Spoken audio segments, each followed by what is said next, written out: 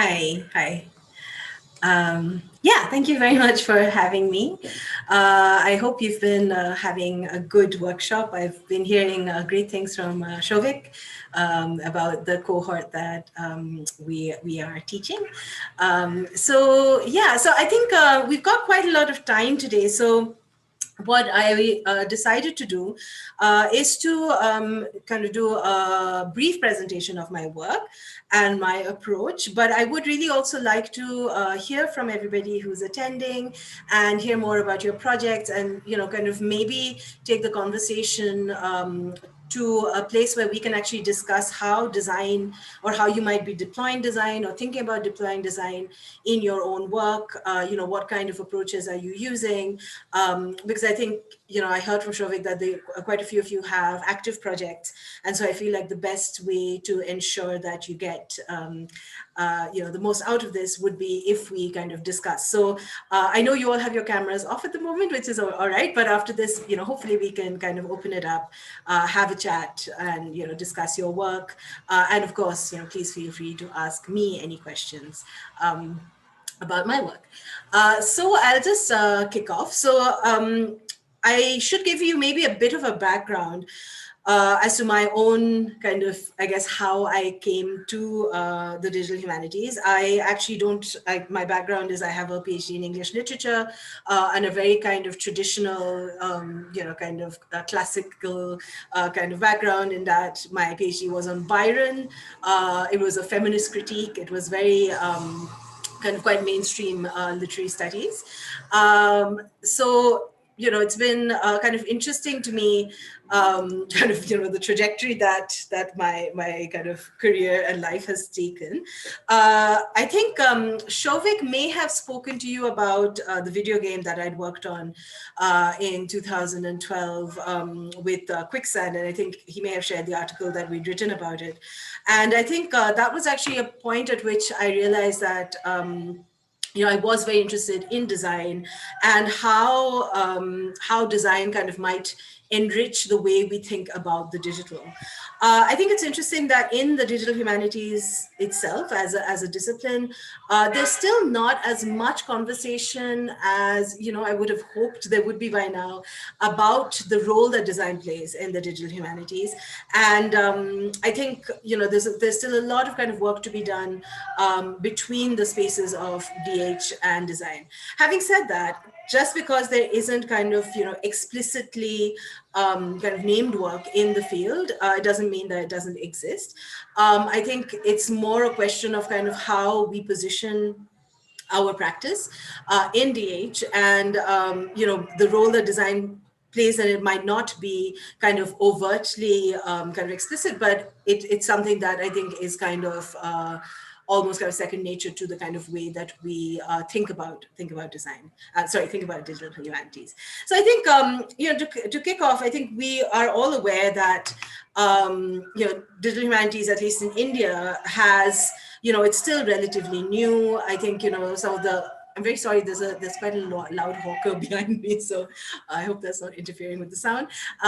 So the kind of field of the digital humanities in India is still relatively new. There's a lot of kind of work that is happening, and it's very exciting that that's happening. But we have, I think there are kind of several. Oh, and now my cat has decided to join us. Sorry about this.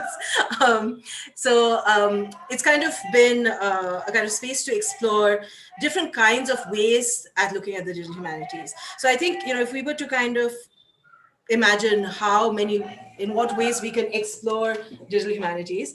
I think there are several kind of terrains that are still, what we're developing, right? So that would include ontologies, that would include epistemologies, that would include praxis. And of course, these three are informed by archives, pedagogies, histories, and technologies.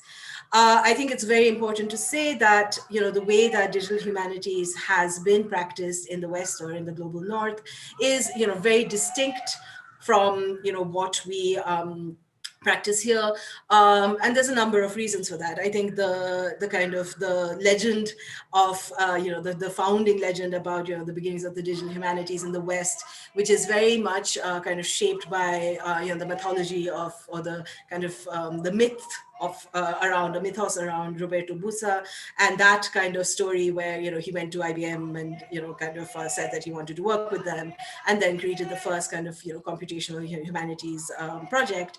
I mean, that kind of understanding of DH is something that then obviously influenced the shape of the discipline in both the US and the UK. And I think in the US and the UK, between those two countries as well, there's considerable difference in how they approached digital humanities.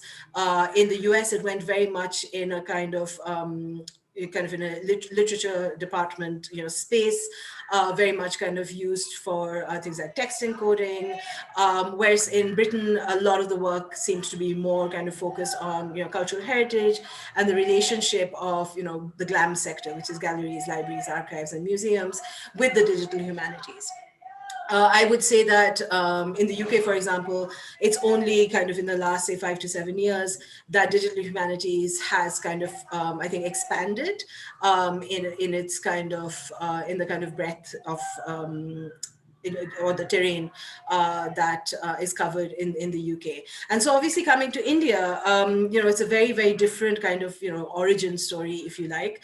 A lot of it is, I guess, a consequence of, many of these kind of trainings and disciplines from the US and the UK kind of having an influence on, the shape that Indian DH might take. But as I said at a conference a couple of years ago, my DH is not your DH. And by that, I meant that, any kind of contours of how we undertake digital humanities practice is completely determined by the local exigencies and contexts of where one is working. And that might be in India, that might be in, an African country, but it is necessarily different from working in the West. I'm sure, as you're well aware, things like language, things like access make a huge difference to what we, kind of begin to define and imagine as digital humanities practice. So in today's talk, I'm going to talk a little bit about the relationship between, and I think this is kind of increasingly becoming very significant, the relationship between kind of design and corporate technology, because, I think in DH, we're very fortunate to be, able to work on our own projects and to kind of use technology in ways in which, we're kind of bending it to our will. But I think, for those of us who are in DH and are also, as a consequence, equipped to be critical about, how technology is shaping our world, I think the conversation about kind of corporate technology is very important. As most of you probably know, social media, for example, is no longer fulfilling, I guess, the utopian vision that was once imagined, the role that the internet would play as a place of kind of as a leveling factor, as a democratizing factor, because algorithmic kind of gatekeeping is kind of overwhelmingly defining our relationship with technology. And so to my mind, design plays a very large part in that kind of algorithmic gatekeeping. And so I want to talk a little bit about some examples today, and also kind of maybe then kind of show you how we might imagine kind of subverting or working with those, kind of realities, and how, how design kind of intersects with that kind of relationship that we have with technology. So as you can see, this is Google's mission statement, which is our mission is to organize the world's information and to make it universally accessible and useful. And I think one of the issues with this, obviously, is that any entity that is claiming to kind of undertake such a vast ambition, it's very unlikely that this is going to be a mission that is completely devoid of any kind of financial interest. I think one of the biggest mistakes that we have made is kind of imagining that everything on the internet is for free, whereas now I think it is a kind of a reality that most of us are aware of, that we are the product, and as a consequence, almost everything that we interact with in terms of corporate technology is in the interests of profit. So, Google search, I mean, it's something that is very ubiquitous. It's something that we use all the time. It is also obviously one of the internet's, kind of success stories. But I think we're still not kind of thinking carefully enough about the consequences of this behemoth, which is Google, and what, again, or how it has actually managed to kind of cement its claim on the world's knowledge. So Google search, I mean, the way that Google search works is kind of there's a kind of secret source algorithm that they are obviously kind of reluctant to disclose, but as somebody had said, it's like the world's biggest, fastest auction, a never-ending automated self-service version of Tokyo's boisterous Tsukiji fish market, and it takes place every time you search.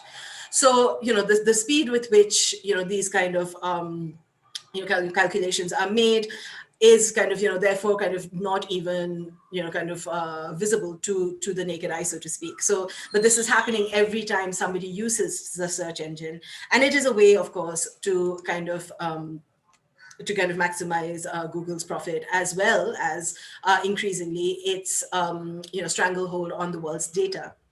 But one approach, while there has been infinitely more conversation about the threats to personal privacy and security and safety, and the kind of role that surveillance plays increasingly through social media, as well as services like Google, which in turn are often facilitated by governments. So for example, today Facebook actually is hosting an event where Mark Zuckerberg is in conversation with Ambani. And so, I think it's very clear the relationship between, corporate interests, governments, and social media. I think one thing that we don't pay enough attention to is how we actually kind of, how this relationship is mediated. And that relationship between ourselves and technology is completely mediated by design, right? So the interface is the surface at which all of these kind of relationships are mediated and transferred. So very simply put, the interface, at least in the case of Google, is the brand. So Google's homepage hasn't changed since it began. This is a copy from 2009, and it still looks pretty much the same. It's a kind of just that one bar on. I think the Google Doodle has obviously changed it up a little bit, but the basic premise and the structure of the page is exactly the same as it has always been. And it's just that one bar that is very intuitive, that tells you that you need to search. There's an academic whose work I greatly admire called Mitchell Whitelaw. He's both a kind of he's a digital technologist as well as a researcher, and Mitchell kind of describes this kind of interface as a stingy interface. So that kind of that one bar does not allow you to see anything more than what you're looking for. So which obviously means that kind of this idea of serendipity is completely lost. So we are now in a knowledge universe where everything is determined by what Google shows us. Most of us don't go beyond, say, the first or the second page, and it's completely kind of the kind of the notion that we might be able to explore outside the levels of what, or the outside the limits of what we're looking to find, is something that Google-driven search obviously kind of deprives us of. These are the ways in which kind of Google has become successful. It uses, kind of things like page ranking, user contextual search, content relevance and quality. So for those of you who have been, kind of brave enough to use alternatives like, say, DuckDuckGo or Ecosia, have probably found that Google is still, unfortunately, kind of remains unchallenged in terms of what it can offer in terms of search results. It's also very good at filtering out things like spam. So this does mean that it does it's a difficult market to disrupt, and obviously its resources means that it can continue to rule the roost as far as search is concerned. So as I was saying earlier, every corporate algorithm that exists is created and executed in the service of profit. I think it's always important that we remember that. It's very easy to forget, especially since so much of our relationship with technology now is only kind of in these corporate spaces. There was the kind of the golden age when the internet was first envisioned as almost this kind of Wild West, as John Perry Barlow puts it in the Declaration of Cyberspace. He talks about this kind of world where nations have no sway, where governments have no sway. It's a place where kind of hackers and makers and various kind of misfits might find a space. But that was pre-Web 2.0. As soon as we kind of come to an era where kind of the digital, having a digital identity is actually concomitant with your own personal identity, that begins to change. And obviously the kind of the kind of investment in internet real estate by Facebook, Amazon, Google, etc., means that our kind of experience of the internet is completely transformed. So to bring it back to why this is a design problem. So I have two propositions about Google and why Google is or has chosen to kind of tread the path it has. One is that search is broken on purpose. It is completely in order to, I guess, in order to kind of line Google's pockets, that we have this idea of hierarchical search. If you think about it, this idea of search results being ranked is actually a fairly unintuitive one, because if you are actually, if you imagine going to a library and you want to find out about something, not only do you want to find out about that one thing, you want to find out about things that give it context, things that might be related to it, things that might overlap with it, things that might be oppositional to it. And all of that is impossible in hierarchical search, because what it does is it restricts your, the window into which or by which you can see, what you're looking for. And this is obviously it's no accident. It's how Google makes money, and consequently search interfaces are broken on purpose. So the kind of Google model kind of restricts us into this kind of 1 or 2 page kind of engagement, which kind of basically leads us to something that is maybe useful, but is not kind of in terms of how we acquire knowledge, is not very valuable. And I think that unfortunately, because our whole engagement with the internet has been become completely dominated by search, that this has some very profound and worrying implications, I think, for knowledge and consequently for democracy. We see kind of the kind of untrammeled power of things like fake news and misinformation, and things like kind of Google's search engine does not help to kind of prevent or guard against those. Precisely because of the way it's designed. I think one very kind of interesting experience we had was, and I'll talk about this group later, that I was working with, of young women between the ages of 18 and 25 who are from relatively kind of low kind of socioeconomic backgrounds in Delhi, and all of whom have mobile phones, all of whom were very good at navigating their mobile phones. But what was very interesting to me, and I was watching them as they were using their phones, is all of them were obviously on Android phones, because iPhones are far too expensive. But what was very interesting to me was that because of the Android interface, which basically conflates or collapses Google search and the browser into one space, they didn't actually know what a browser was. So their way into the internet was to use search. And this to me was a very kind of intriguing discovery, that we had this entire generation of young people who are using the internet.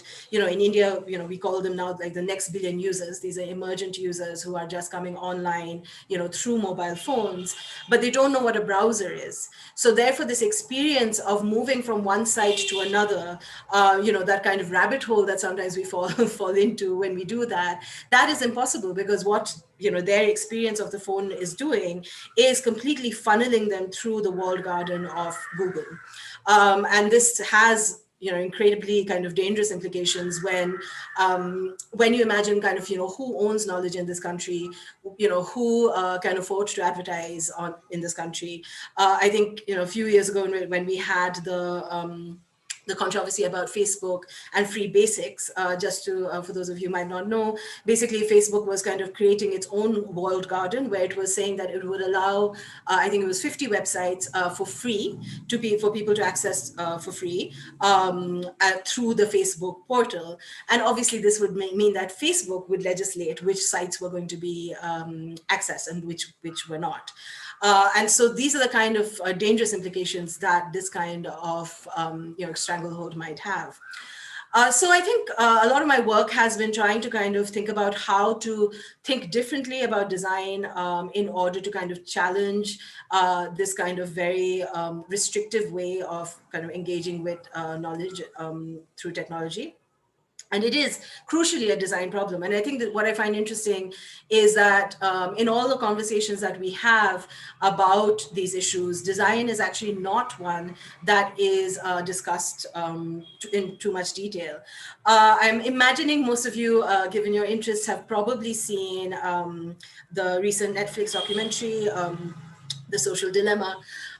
There are many problematic things with that documentary, not in the least that it basically kind of seems to focus largely on kind of white men who kind of made a lot of money in the technology industry and are now feeling a little bad about it. But apart from that, Tristan Harris, who is one of the people who actually, they kind of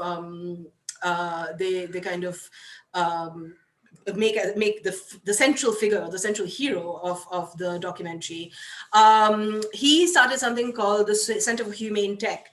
Now, I have many problems with Tristan Harris, but one thing that he did, I guess, I guess it was a bit of a whistleblowing exercise, was to actually reveal that the way that we navigate and negotiate our ways on the internet is through design and through things that we call dark patterns.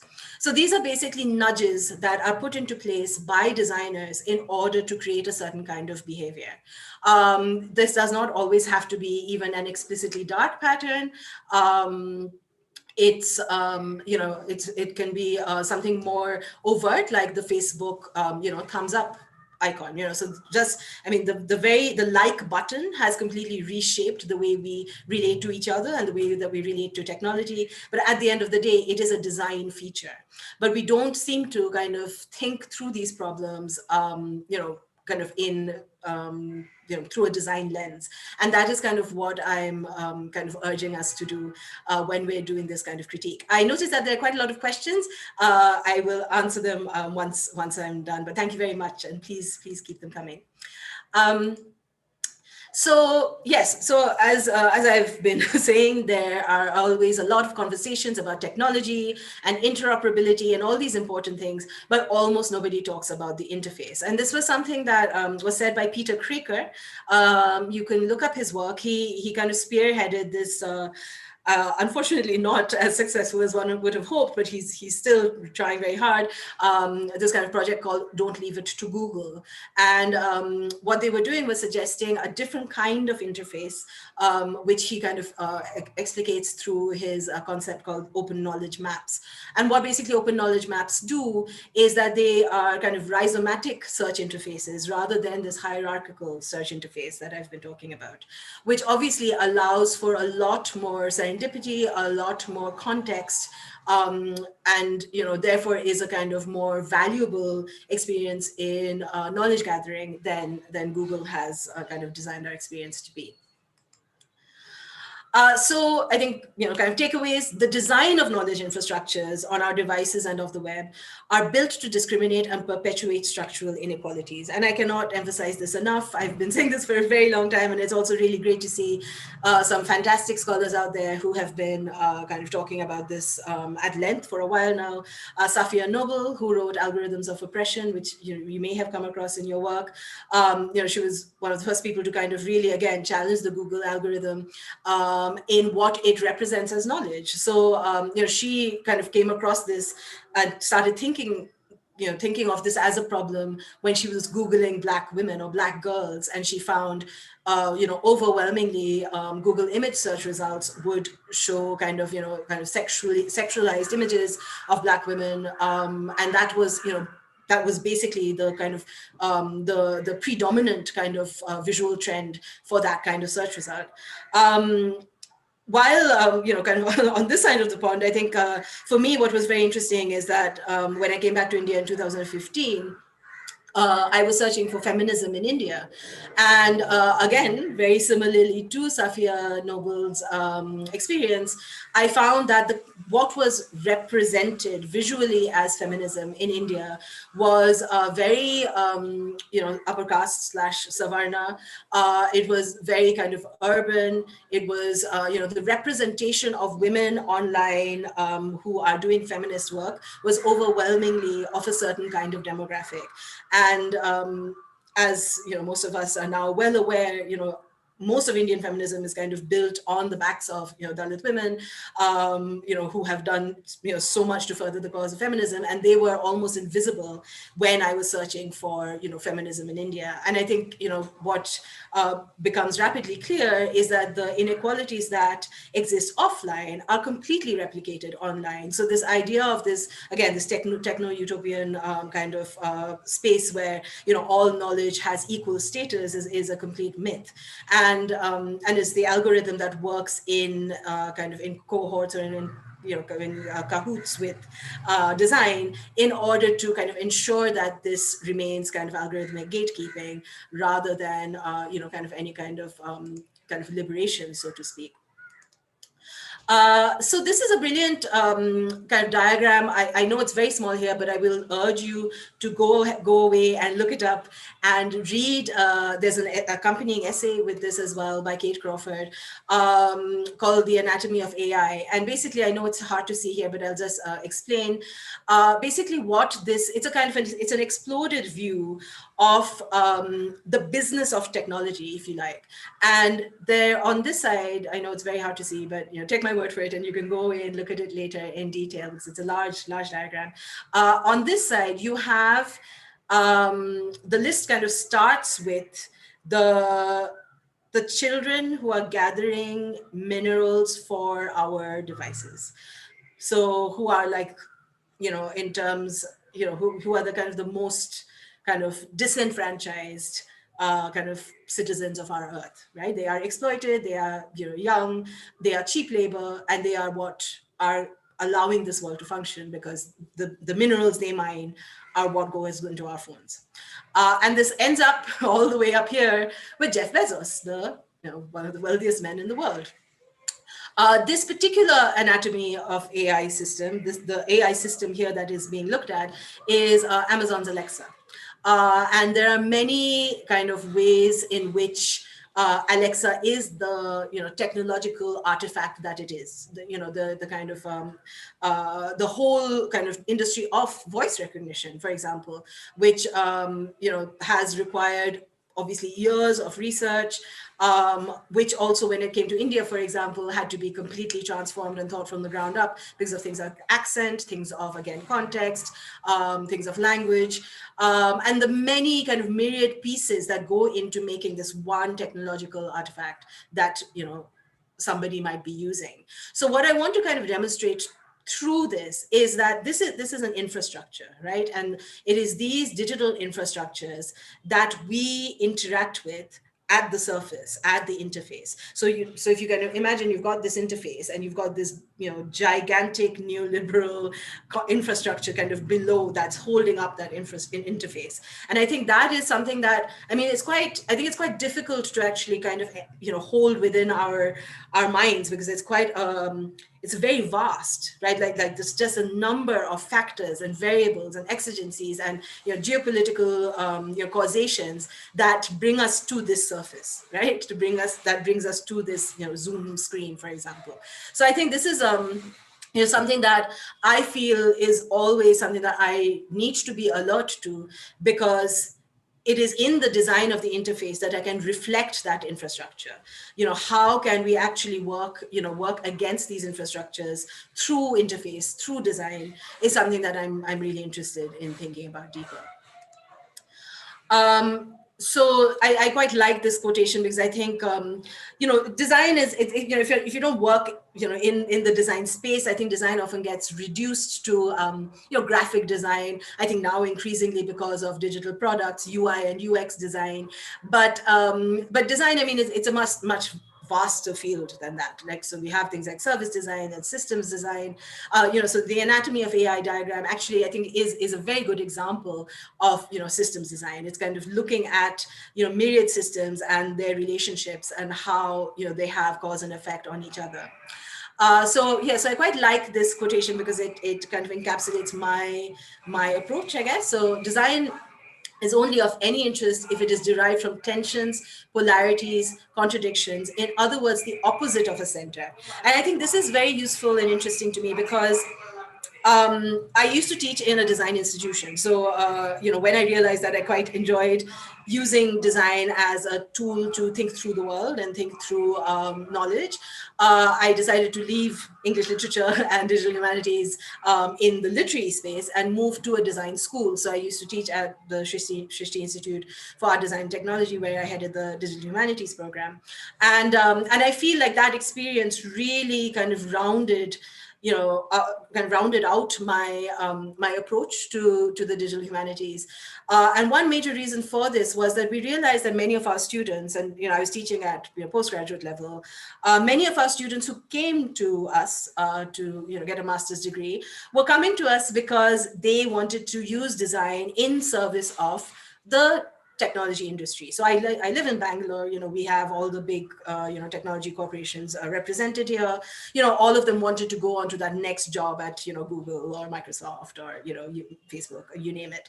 And what we realized is that through teaching our students design, we were completely divesting them of any kind of political charge or responsibility. So I think one of the first things that myself and my colleagues started to do was to actually kind of think about and talk through with them the politics of design.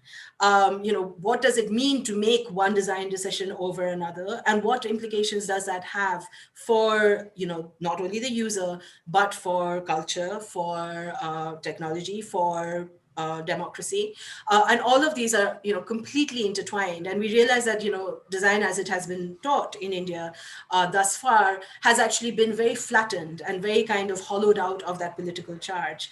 So and there's kind of very understandable reasons for this. So the National Institute of Design, which is India's flagship design school, was founded in the 1950s at Nehru's behest.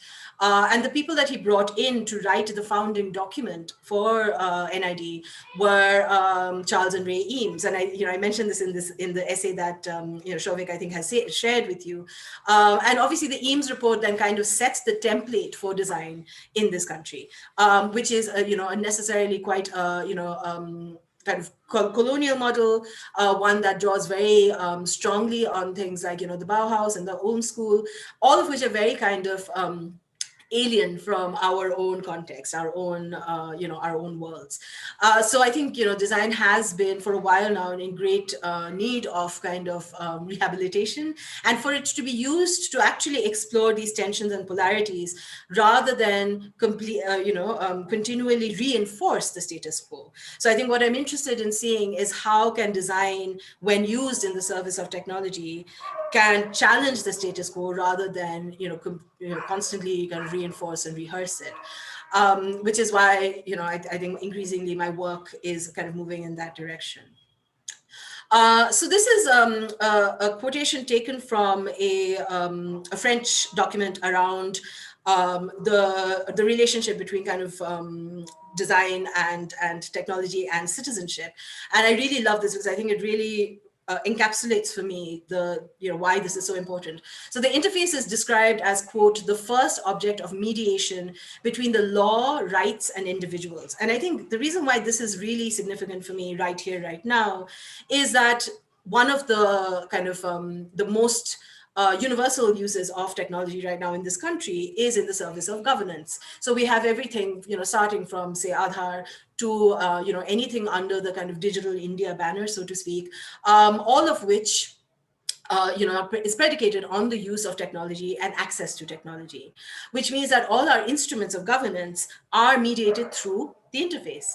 And this means that, again, the responsibility that the interface has is much larger than just something that, needs to be designed to look good. And I'll talk, I'm going to take a little break after this. And after that, maybe I'll talk a little bit about a use case study, which will kind of make this more explicit. But I just want to kind of, draw this out as something, again, to kind of be aware of, that, in an increasingly digitized society where governance is being kind of delivered through the digital, the kind of the role of the interface becomes incredibly important. And I think, that's something that we really need to kind of think about when we are, making or designing technology. So I think there are kind of many implications of how we design technology, and again, how I'm deploying technology or using the word technology, using the word design here, and we will explore these a little more, kind of maybe a little later. But what I want you to kind of think about is, when you are designing your own digital product, you are designing for metadata, you are designing for form and content, working in concert with each other, designing for sustainability. I think this is something that, again, the less that we build our own technologies, the more easy it becomes to build, to kind of imagine that technology, does not need to be sustained. And I think, many digital humanities projects have fallen by the wayside because there is no roadmap for sustainability. And it is something that, if you think about it in the kind of larger scheme of things, has very, very serious implications for something like the environment. Every time, we're using a website, every time we're tweeting, all of these things have huge kind of repercussions on climate change, on the environment. So I think, unfortunately, the stakes are very, very high now. And so, this is why kind of even the smallest kind of, maneuvers or directions that one takes as kind of intuited by design, that's why it becomes so important. And designing for history. And I think, when I'm talking about designing for history, I'm talking necessarily about, kind of archives and what remains and what, one decides to privilege through design. And again, we'll look at some examples a little later on, but just to kind of put this out there as for something for you to think about. Okay, so before I move to the case studies, I'm going to stop for a little bit. I know there are some questions, and maybe we can also, like, if somebody, if people have other kind of comments and suggestions, please, do feel free. So, Nishant, is it possible for us to like turn on cameras for a bit and then kind of come back to this? Sure. I mean, it depends on the participants if they have the bandwidth. And if, hi, Maria.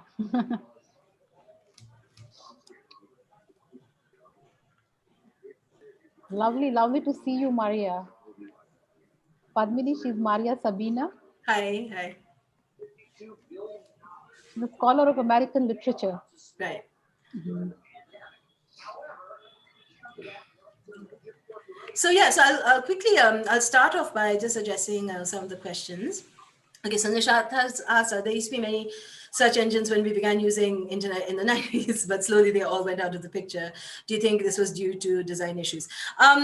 So I don't think it was necessarily only because of design, although Google, I mean, just by virtue of its simplicity, that kind of stingy interface, and even like the deployment of things like that very kind of, almost juvenile aesthetic, right? Like, these colored letters and, kind of almost childlike font.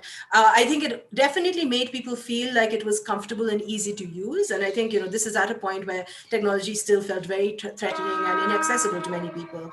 And so I think it definitely did help. But, I mean, give the devil their due. They are obviously kind of, in terms of the algorithm that Sergey Brin, et cetera, did, create, obviously it was incredibly superior. And I think they were just very kind of smart about how they marketed search, because that actually ultimately was what allowed them to kind of stay afloat in the market, right? Like, so how they used different ways by which to kind of monetize search results, which was, so I think like I think the first search engine I ever used was Northern Light, I think it was called. It was like, it had a lighthouse. I don't know, I'm feeling sounding really old now, but something like that. And there was, of course, Netscape Navigator and its search engine. But none of these, kind of monetize search the way that Google did. And that's actually where kind of, Google manages to kind of really, kind of hit the ground running, take it forward. So I think it's maybe the other way around, in that they kind of understand how to monetize search fairly early on.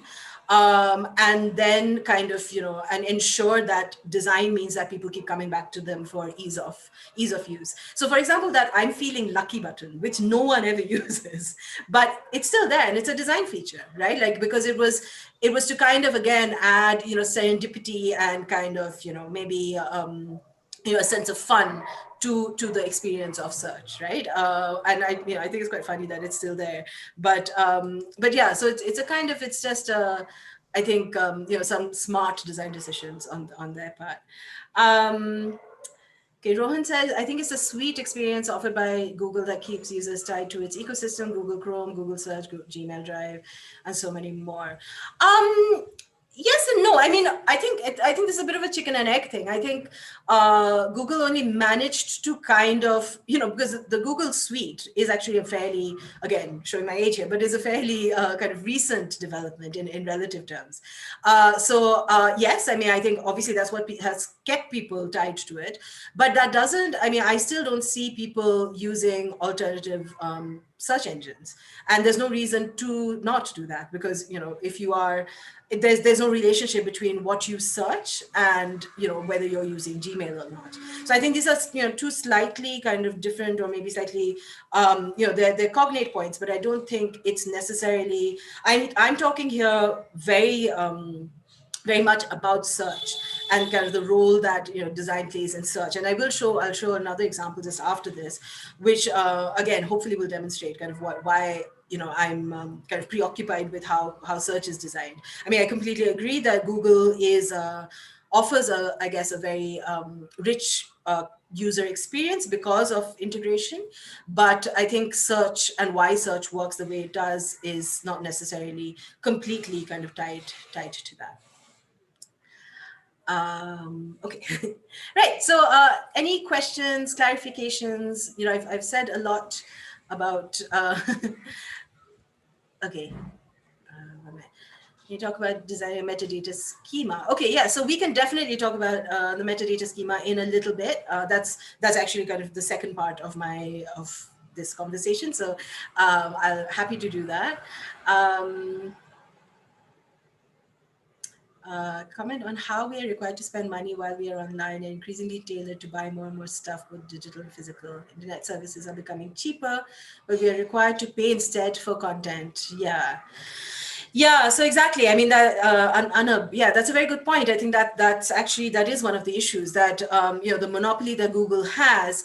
It's a self-perpetuating beast, right? Like, so basically what happens is that the more people use Google, the more content it has, and the easier it is for it to give you more rich results, which is obviously the less people who use DuckDuckGo or any other alternative.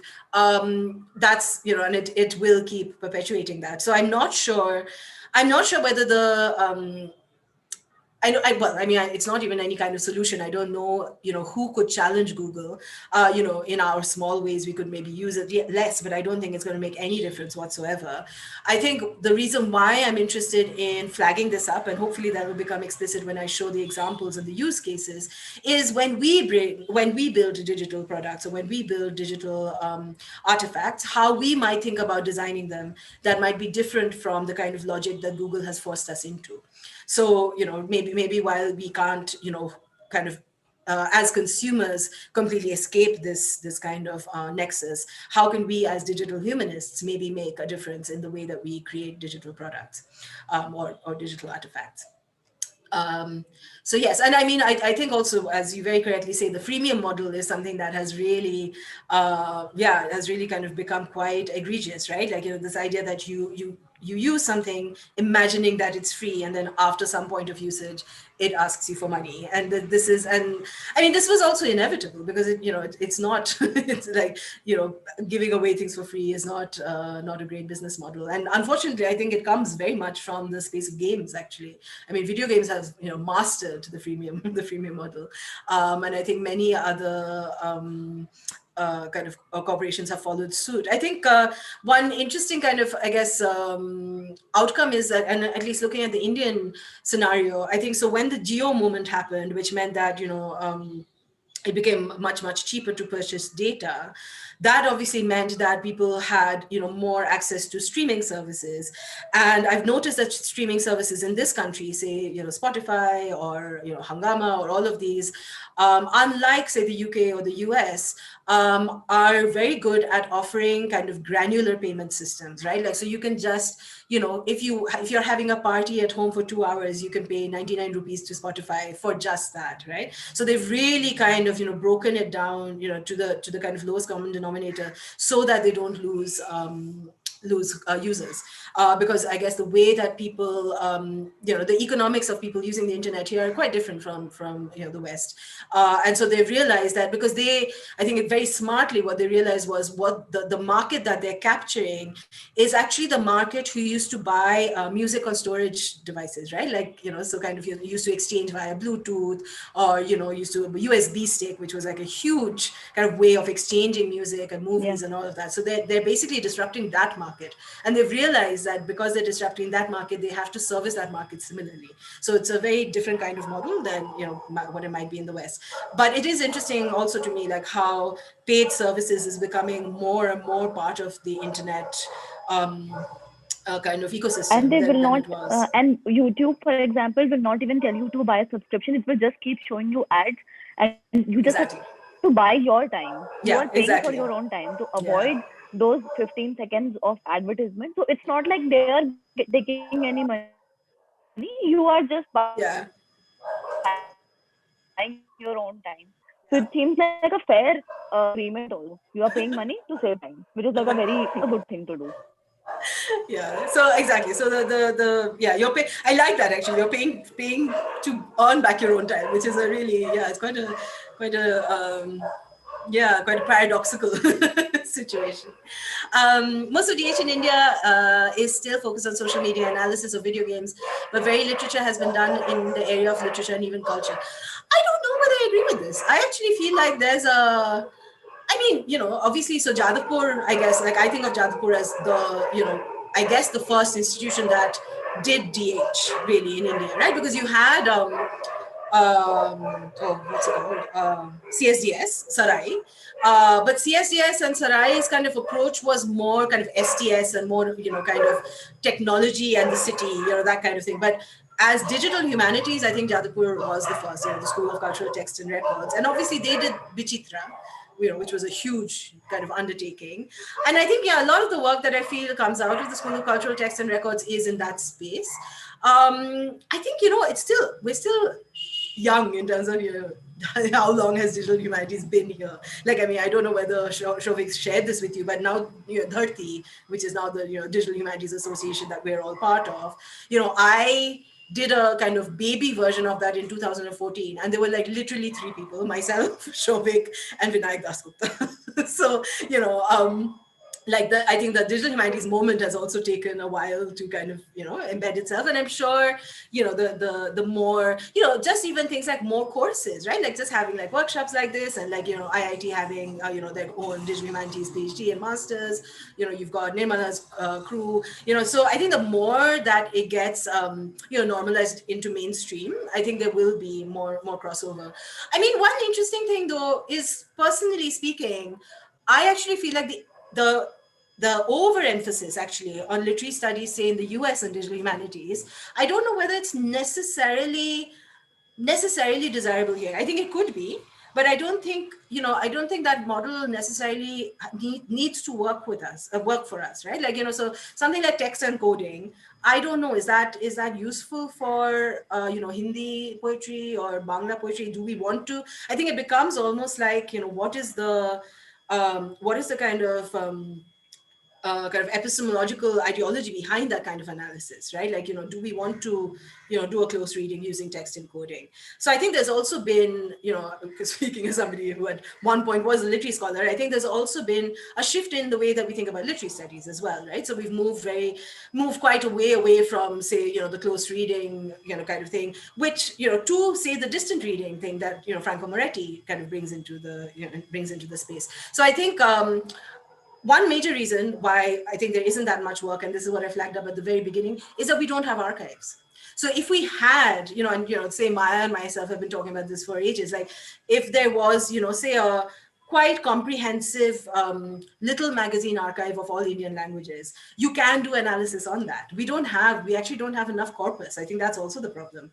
So there's like, it's a two-stage thing that we have to build a corpus, digitize the corpus, and then make it available for scholars to work on. So again, it's a bit circular, but I think that's one reason why. Yes, I think archiving is the basic requirement here. A Yeah, lot of literature is getting lost. I mean, all of exactly. Naval publications, I mean, these are wonderful gems, but not Exactly. available. Yeah. So building archives, I think, is, that's the core thing, and then all of this, builds on top of that, right? Yeah. So in a sense, I think social media or video games are easy to work on because they're available, right? It's just, I think it's their ubiquity is a lot more than Yes, literary texts.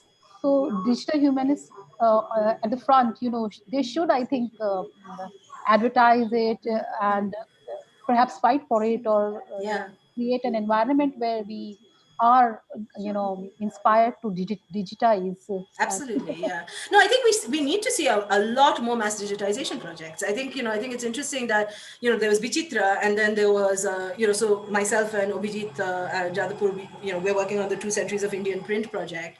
And I think we're both very aware that these are both Bengali. Like, like there's a kind of over... I was just thinking that most of Yeah. it is Bengali. Yeah, which, even being Bengali, I feel is very unfortunate, right? And there definitely Yes, needs to be a lot more representation. yeah, even Noor Sobers Khan at British Yeah, so Library that's the also. same project. No, that's the same project I'm talking about. So, and the reason why it's Bengali is that the British Library happened to have, in terms of extant Indian texts, Bengali was the highest number they had, so it made sense. But there isn't any. I think Roja Muthaiya Library has done some work on Tamil digitization, but there's so much room for so much more, basically, in order for that kind of work to be done. Okay, since Social Dilemma, this is my pet topic. Since Social Dilemma received a lot of attention and got most of us interested, can you please elaborate on the problems of the documentary? Okay, so one of the major issues that many of us who have been working in the field for, I would say, 5 to 7 years, many of us, kind of what we found very problematic was two things. The fact that the people who were being brought in to critique technology were people who had perpetuated the problems themselves. And so basically it was very much a kind of, empty kind of hand-wringing exercise, where by virtue of doing this documentary, they are back in the spotlight. So, when we talk about, say, privilege, and when we talk about, trying to make amends for, kind of things that one may have done, a reparative gestures, central to reparative gestures is kind of disavowing your privilege and using your privilege for others, or to give a stage to others, or to amplify other voices. What the Social Dilemma did instead was to amplify those voices that have always been in the spotlight of Silicon Valley, and continued to elevate those voices. In addition to that, the other kind of really problematic thing that it did, and this is very intimately tied to design, is this pathologization of our relationship with technology. So the way that the Social Dilemma shows our relationship with technology is that, stupid human beings for getting addicted to these technologies. And, so you come away from that documentary feeling rather terrible about yourself, and not so, what should have actually been happening is that you feel furious at Silicon Valley, which doesn't quite happen. So this kind of pathologization of technology use, which is completely a consequence of design. So addictiveness to our phones, addictiveness to any kind of technology, what creates that addictive experience? It's a positive user experience. So, a very simple, this is kind of, design 101. When you have an object that is unpleasant to use, you will not use it. Right. So if very stupid example. So the term that we use in design is an affordance. So an affordance is anything that allows us to interact with a piece of technology or with an object. Right. So a doorknob is an affordance. Right. It allows me to open the door. Now, if the doorknob was facing upwards, then I couldn't use it, which makes it a negative user experience, which means that I wouldn't use it, right? Unless I really had to. So basically the whole kind of the way that, so just the frictionless experience of using technology, the haptic nature in which we use it, all of these are design decisions that reinforce our kind of, our romance with technology, right? So I think what the social dilemma didn't do enough of is to critique that, and did not challenge, what next? Like, so, okay, so if this is the case, then what are we teaching designers today? Are we teaching them anything different? Or are we still saying to them that, if you want that job at Google, you have to, observe the status quo? And I think it is interesting and exciting to me to see younger designers actually be like, no, I don't want to put dark patterns on my devices. I want to kind of, if a customer is making a decision, they're making an informed decision. They're not making a decision because we nudged them towards it via design. So I think, we are seeing those shifts, but it's going to be a long while till that actually becomes, something that really, threatens the industry, right? Yes, Spotify too has ads that say don't listen to ads. Yes, Jenny Odell, whose work I really like, talks about the attention economy in her book, How to Do Nothing, and how we sell our attention spans, absolutely, to these major corporations. So it's actually hard to be mindful of which apps we are using. These times we have screen time management in phones, and even that doesn't exactly help, which is exactly what I was, talking about, like that addictive, I think now the word that the kids use is like doom scrolling, right? Like, you're constantly, you're kind of in this kind of, downward cycle of constantly kind of scrolling, but it's because that affordance is built into that, application, right? So I think, if anything, what I would like people to do is to just be a little more aware of how they're being manipulated by technology, because I think that, kind of allows you to kind of dismantle, the design decisions, and like, what does that even trigger within you, right? Like, so for example, I think it was a few months ago, there was a, bit of a hue and cry because Instagram said that they were going to take away their like button. And they realized that, of course, how does Instagram make money? Ads and influencers. And if you take away a like button from an influencer, then, you have a serious problem. So, and I think this is what we're witnessing a lot of. There's a lot of kind of like mea culpa moments that are happening in Silicon Valley right now. So I think that Instagram and, Tristan Harris and all of these are part of that. But none of these are really, really constructive until they actually, I mean, to be very honest, if I'm talking about reparative gestures, some of this should be actually financial. So if you have a search engine that is weaponized against Black women, you should be doing something to, ensure that, that group is, somehow benefiting, or, that you, give donations or anything like that. So I think, I think it does actually boil down to money and, putting your money where your mouth is to some extent. So yeah. And the third problem, with the social dilemma that I also just want to flag up is that this research and this kind of conversation has been happening in not only the academic spaces, but in policy spaces, in research spaces for a good while. And it was, I think this was more kind of a, oversight in the filmmakers' vision, is that they didn't speak to most of the experts today who we really kind of respect in terms of, knowing the space, and spoke in, mostly to the industry. So that was quite problematic as well. Okay, please talk about your experience on Meghdut, especially from a critical making standpoint. Okay, so I'm assuming because Shovik spoke about Meghdut that most of you know about it. So do I need to give a background, or Nishat is... Some of them did not attend that workshop. Okay, all right, then okay. So then let me give you some context. So basically, in 2012, I got a fellowship to come back to India and work with Quicksand, who is a design agency, on a video game. And okay, thank you. So in this, the video game was. it was very funny because, we had been given a very broad brief. So we were like, okay, what do we make a video game about? Why, how, et cetera, et cetera. And then I think in conversation with Quicksand, what we kind of arrived at was this idea that what does it mean to make an Indian video game? Right, and do bear in mind, this is around 8 years ago now, when the video game market was not quite as established as it is in India today.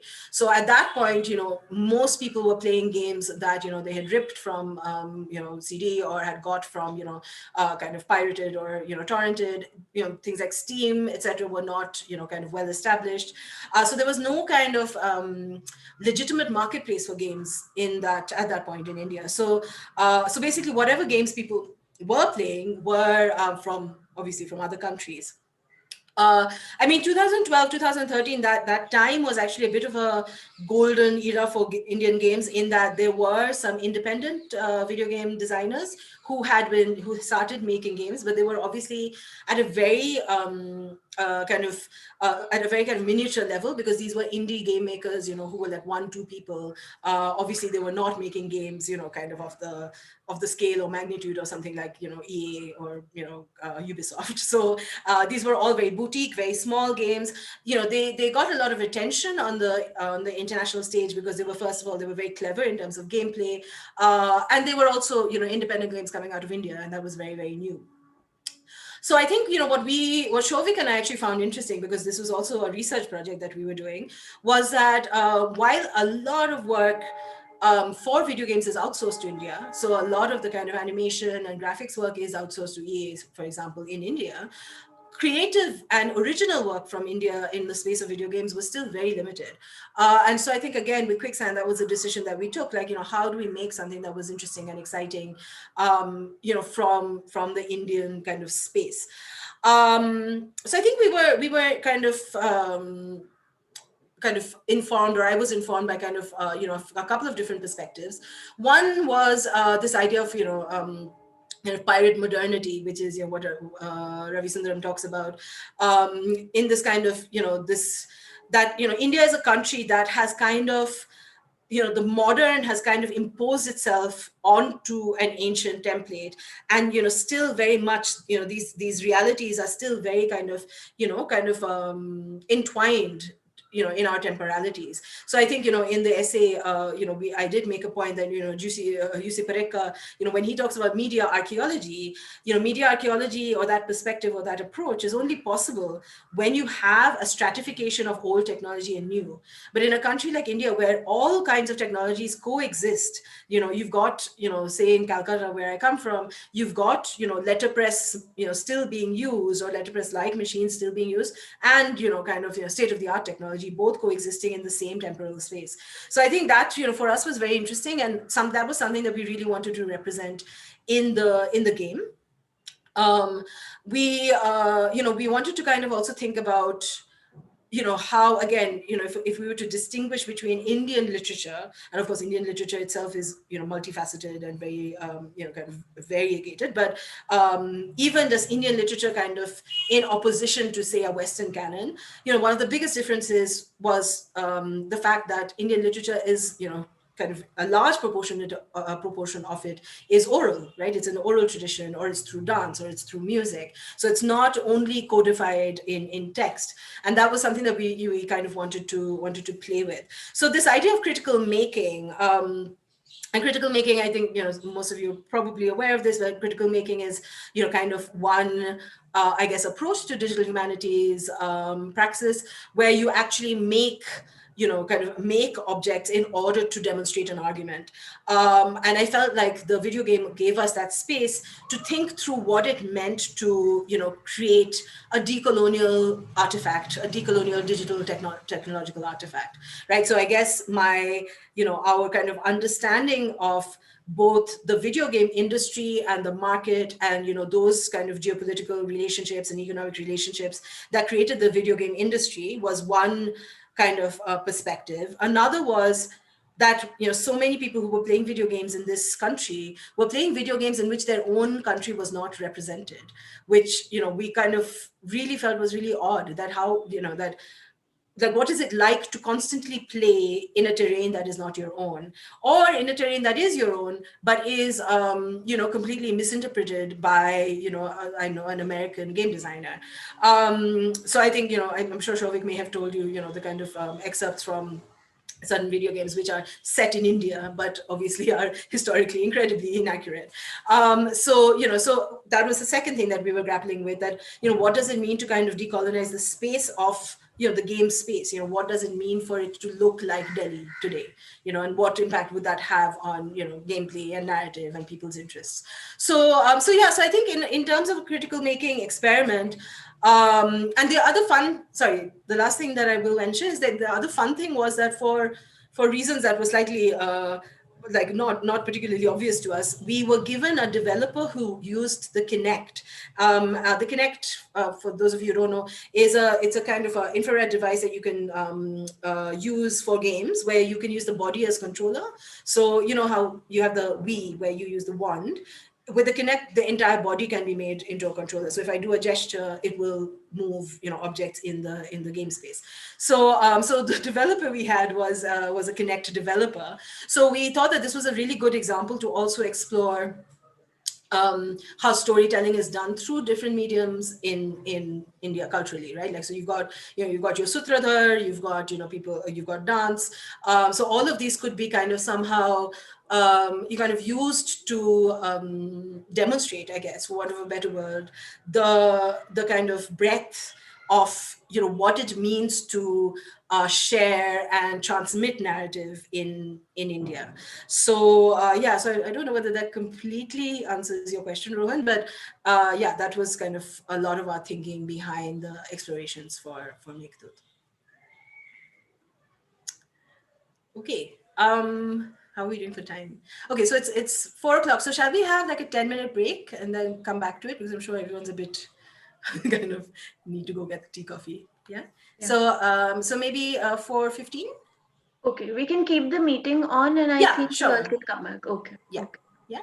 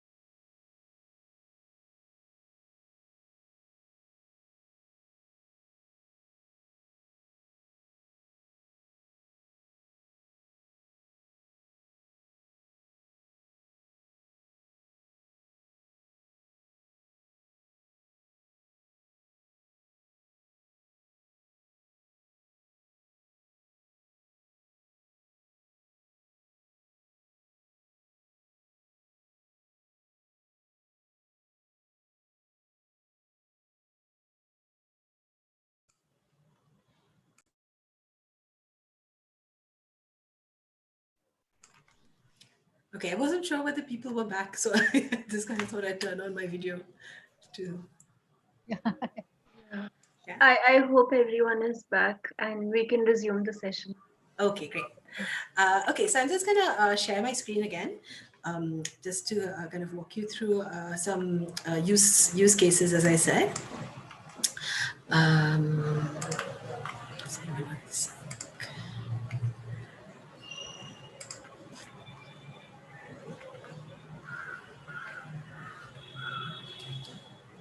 Sorry, I'm just gonna stop for a second.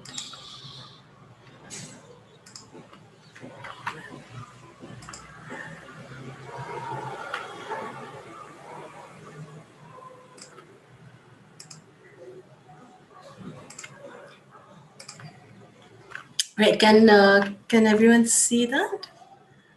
Yes, it's visible. Yeah, great. All right. Okay, so one of the kind of use cases that I wanted to discuss was something that I guess kind of superficially kind of may not kind of seem to be part of this conversation, but I think that's precisely why I want to bring it to your attention. So I'm sure that most of you are kind of at least aware of the fact that the Indian government drafted a personal data protection bill last year. And it was an interesting bill because in the kind of light of kind of previous versions and iterations of the bill, there had been a kind of not enough kind of consideration of personal kind of user privacy. And this was the first bill that purported to address user privacy in a meaningful manner. And it kind of was or claimed to be kind of inspired by GDPR and the kind of European models for kind of personal data protection. Now the bill has come in for quite a lot of criticism, and the nature of this criticism has been fairly varied.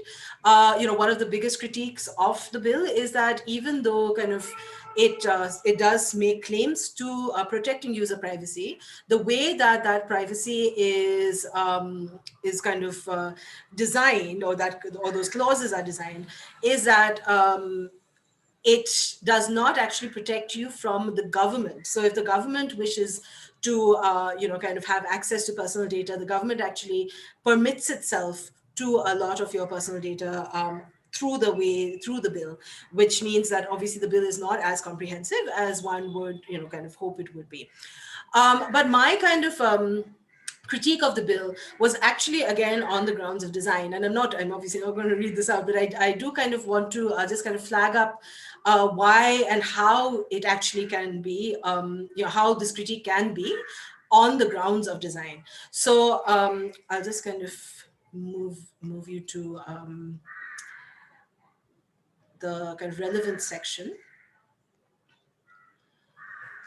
So, okay, so the kind of bill is also predicated on this idea of the platform. So I think, if you live and work in India, you have, no doubt kind of, there's no way to kind of not be aware of this fact that almost every kind of interaction or every kind of relationship that we have with technology now is mediated through some sort of a platform. So you have either kind of your Uber and your Ola or your food delivery platforms. You've got the gig economy, which is a large part kind of hosted on these platforms. You have governance, which is also kind of through dashboards and platforms. So as I write here, platforms mediate every aspect of digital life. And of course, you've got social media, so friendships, personal relationships, consumption, but also the citizen's relationship to the state. So what this actually means is India is what we would call a platform society, which emphasizes the inextricable relationship between online platforms and societal structures.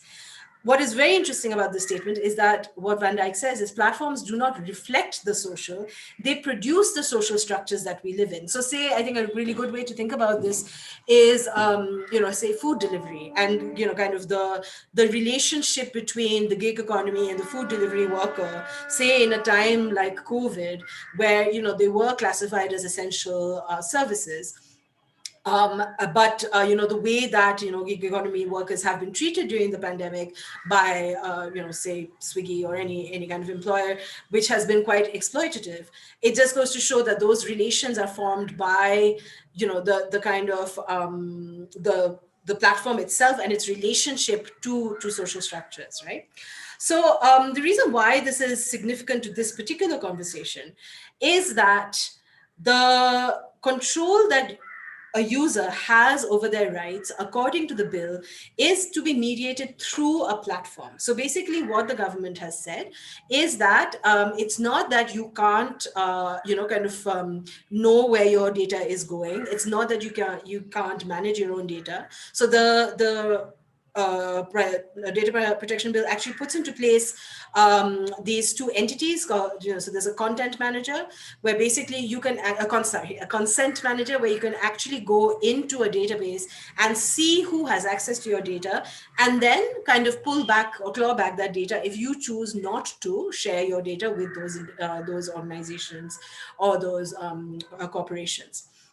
But what this also then kind of assumes is that those who are using technology are kind of educated enough to actually even understand that that's a possibility.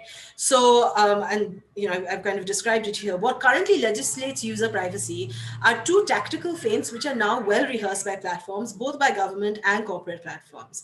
That is, one is of notice and choice. So notice and choice is what I'm sure all of you are very aware of, which is when you use any kind of platform, you have the end user license agreement, right, at the beginning, the EULA, that everybody says yes to. Now, it is called a notice and choice relationship because it isn't that if I say, no, I do not agree to your terms and conditions, that I can still use the platform. I can't. So it is not an actual choice. The choice, it would have been a real choice had I said that, no, I will not conform to your terms and conditions, but yet I'm still allowed to use the platform, right?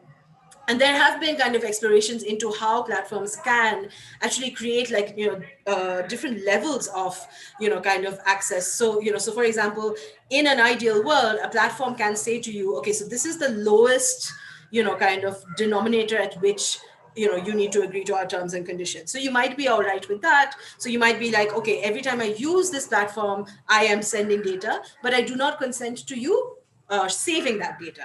So that kind of granular kind of control is actually how this sort of relationship should be mediated. But that is absolutely not the case in reality. So what we actually exist in is in this notice and choice paradigm, where you have government platforms or you have corporate platforms saying, okay, so we are telling you that these are the terms and conditions, and now you agree. And if you agree, then you may use this platform.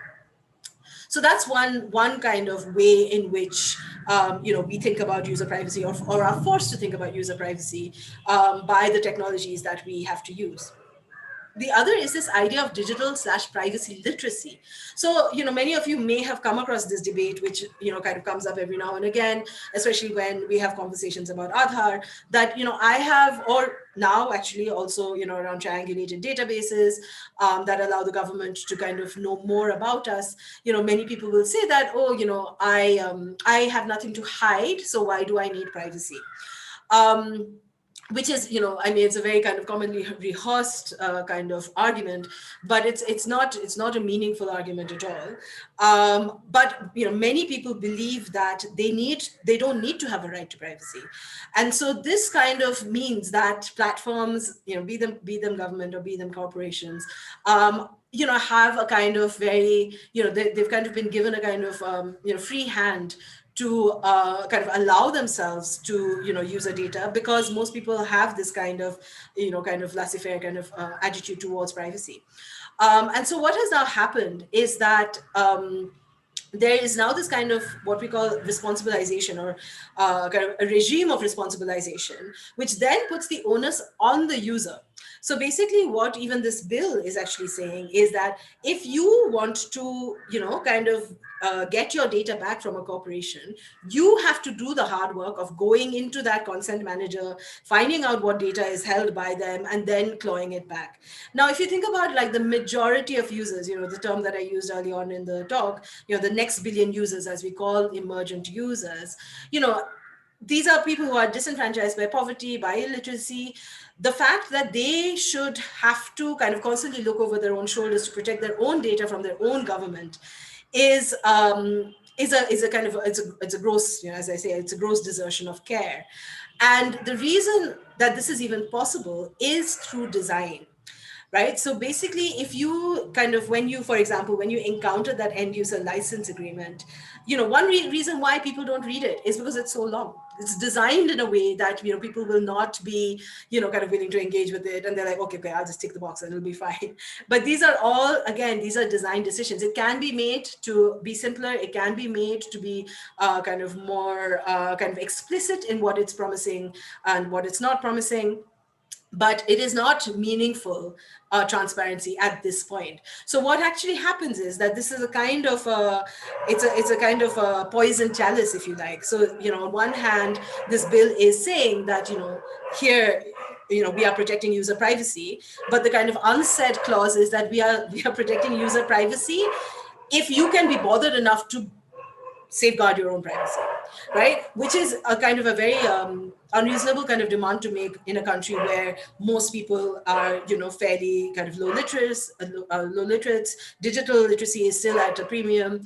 As I was saying earlier, what people know to use in the realm of the digital are whatever they are being onboarded to use. So, things like Google.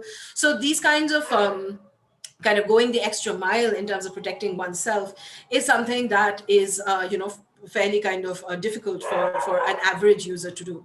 So we wanted to kind of make this, kind of a bit more kind of legible to people, because, it is a policy document. It is, it's fairly complex. And so we wanted to kind of show, how this actually is going to affect, average, your average user. And so I just kind of want to show you this kind of comic that my colleague put together. So I run a kind of design and digital collective called Design Beku, and which means, so Beku in Kannada means desire or want. So, I want design. And so basically, a colleague of mine, Paul Anthony, who works with me, he drew this kind of speculative comic, is what we call it, and it's basically this worldview as seen through the eyes of this 8-year-old. So basically, you have this little child who who's talking about his dad, and he says that he like any 8-year-old child thinks that his dad is really cool, and that his mundo, like the kind of lungi that he wears, that makes him invisible. But when his phone rings, it makes him visible. And this was kind of our way of saying that how the phone has become an instrument of control, because everything is now mediated through the phone. So there's in a sense, there's actually no way to, for example, opt out of the system, because it will put you at a disadvantage. So if you want to avail of welfare, you can't if you are not part of these databases. And so what this comic tries to kind of demonstrate is that if one decides to actually exercise one's agency and kind of refuse to kind of comply with this kind of digital machinery, then you become, in the eyes of the state, you become persona non grata. You basically cease to exist in the eyes of the state. So you're basically your legitimacy as a citizen only is real or considered real if you continue to engage digitally, and be that buying things, be that using government websites or whatever, but and being on a database. So and obviously this has connotations that might be quite far reaching. So so at the end of the comic, we basically have this poor soul who's kind of drifting in this kind of kind of no man's land, because he isn't part of that digital system, that digital economy, and obviously that kind of kicks him out of the system. Now, what we're trying to kind of make an argument for is that when we are doing any kind of governance via technology, it is absolutely imperative that the technology is designed in such a way that the end user of whatever demographic understands what the technology is asking of them, right? So, it is not, for example, it is not right, actually, that the people should be using technology without knowing the implications of what using that technology means. And that, to us at Design Beko, that is a design decision. That, again, how do we make these more explicit explicit in what they intend, so that users actually know what they are getting into, or what this actually means, how it is significant. So I think I just wanted to kind of share this, because I thought it might be a kind of interesting example to show the relationship between, say, a data regime, governmentality, citizenship, but also ultimately the interface, and how all of these things are incredibly intertwined. I'm just going to stop my video for a second. I'm just going to move to just the last case study that I want to share.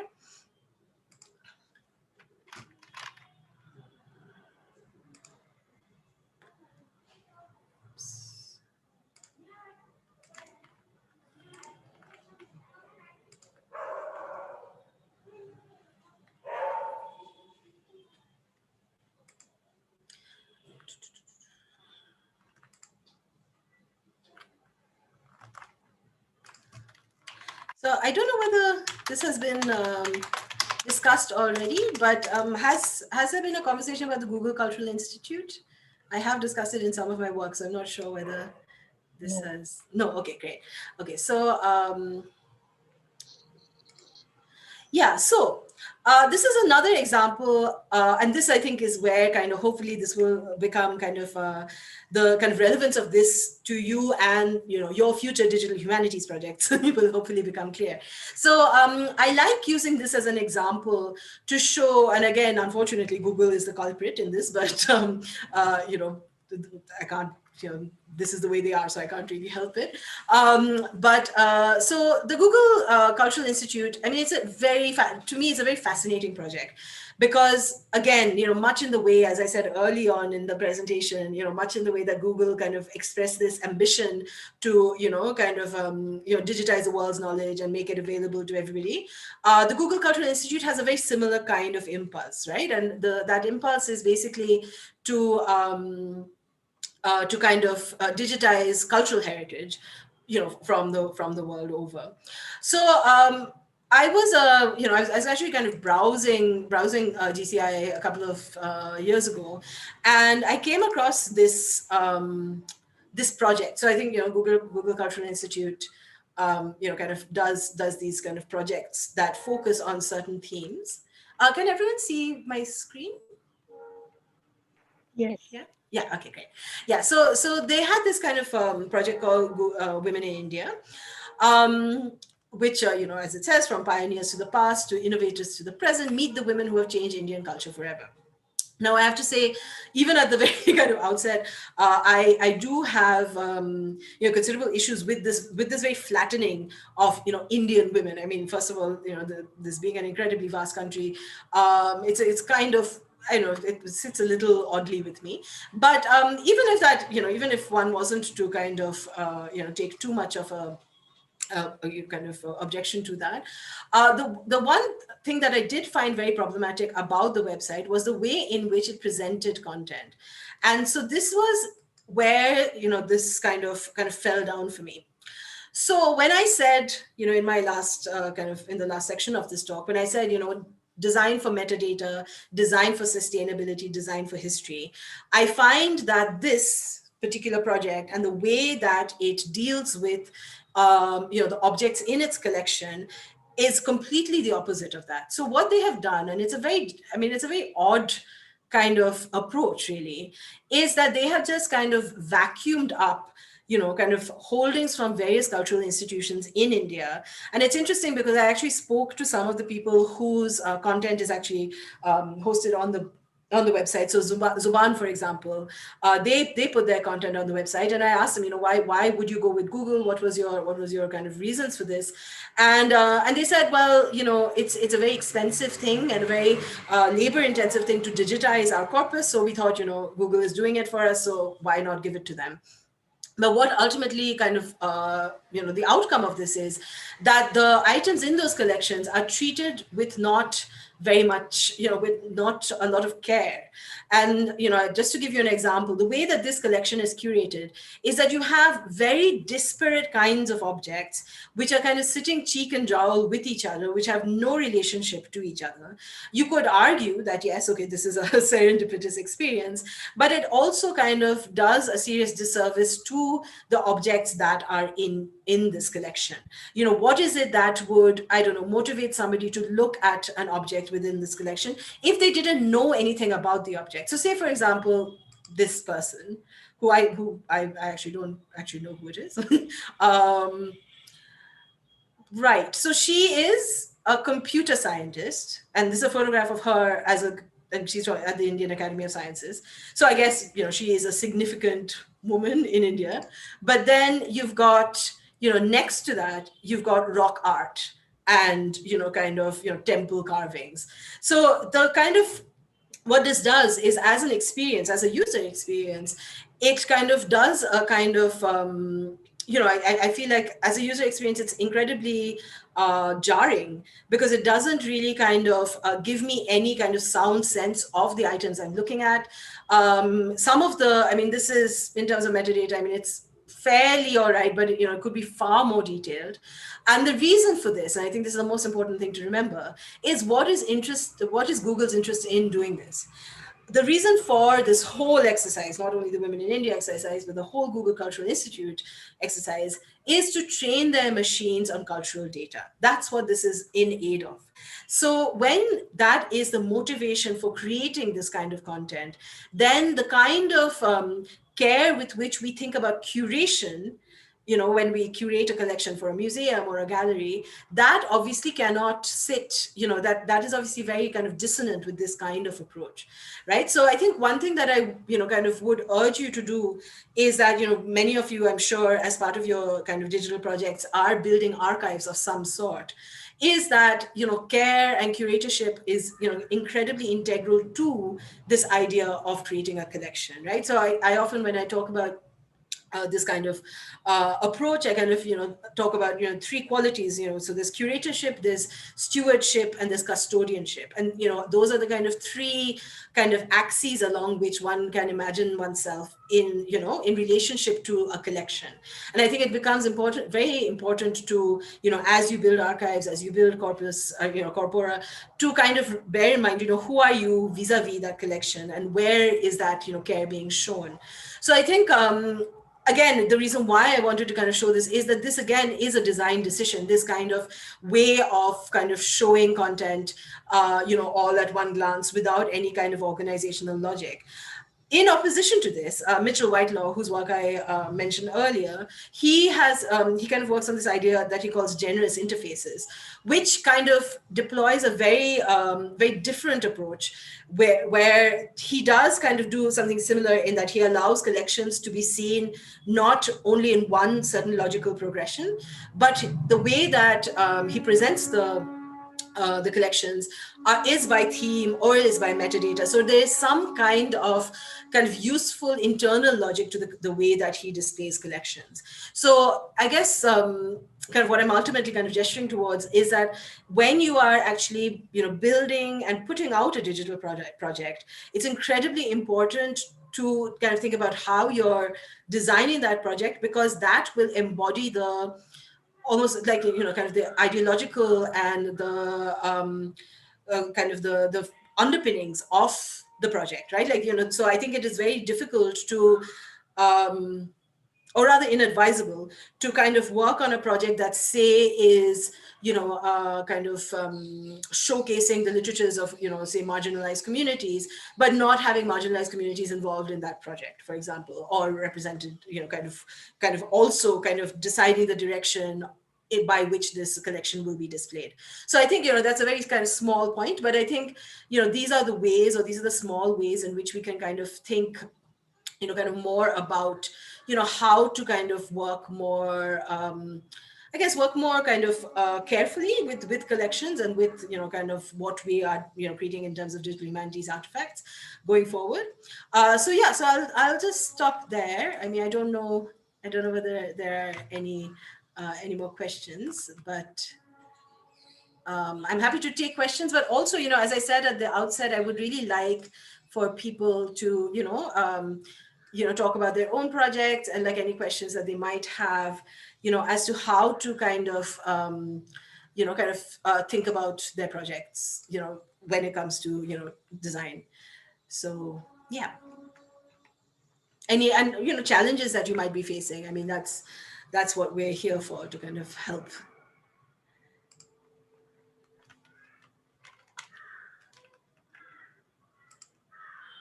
We have a comment in the chat Yes, box. yeah. Yes, Millia, yeah, exactly. I think that's, you've precisely, kind of hit the nail on the head, that a different selection of images would transmit a different message, right? Like, just this very, I think, to me, when, as I said, I found this women in India thing slightly problematic in and of itself. But if it is to exist, I think, one wish would be that it is to showcase, the breadth of, what it means to be a woman in India, right? And if you kind of, if that's constantly kind of transplanted or kind of, transposed with, kind of images of Hindu iconography, that does, end up, because it's not a comprehensive collection. It's not showing, obviously it can't show everything about Indian women. So as a consequence, if you don't, if you don't kind of temper the breadth of a collection, it will be misrepresentative. And I think that's what I find, troubling about this exercise. That, one way around that, of course, is to ensure metadata is robust, but the metadata isn't. So yeah. Anybody else saying something else? Yeah, Maria is typing something more, but it was very interesting. And my interest primarily is in literature archives and Sure. also working on keyword edition, digital edition. Yes. Yeah. So I was just wondering, because we have this Rekhta, which is very popular, but there are obvious design issues in Rekhta as well. And most of these, so far, what they do is that they randomly put all the literature together. So, what advice would you have? And maybe we'll come back to you once we have done some groundwork. That's what we were discussing. Really need you in future as well. happy to help. Happy to help. Yeah. So the thing about Rikta, I mean, I've always been a great admirer of Rikta, just because, I mean, like Bichitra, it was quite a big undertaking. But I think it's very important to remember about Rikta that it is not, and I don't think it professes to be, an academic resource. Right. It's very much, as far as I know, it's very much a labor of love, basically. And I think that is wonderful. And it's, because of the kind of person behind it, I think it has been sustained also, for much longer than most digital humanities projects. So yeah, I mean, I do feel like there can be, I think that, I guess the stakes are a little lower when it's not an academic resource, but neither is the Google Cultural Institute. And I feel like they should definitely be observant of certain kinds of standards, I guess. Ultimately, I think it does. And I also feel like what these standards are still very, we're still quite, I think we're still early on in that conversation, actually, because as I kept reiterating at the beginning, even in the digital humanities, conversations about design are still relatively, kind of sparse, right? Like, so, for me, like, the person who kind of embodies this conversation is Johanna Drucker. And of course, I mean, Drucker does have a, kind of a core following. And, she is now, she's both a book historian, artist, and designer. But, Johanna's work is only, I would say it only speaks to a certain kind of strand of digital humanities. And there isn't so much intersection between her work and, say, literary work being done in DH, right? And one reason for this, again, is because of the kind of softwares that are available. So we have, say, for example, Omeka, which, a lot of digital projects now use.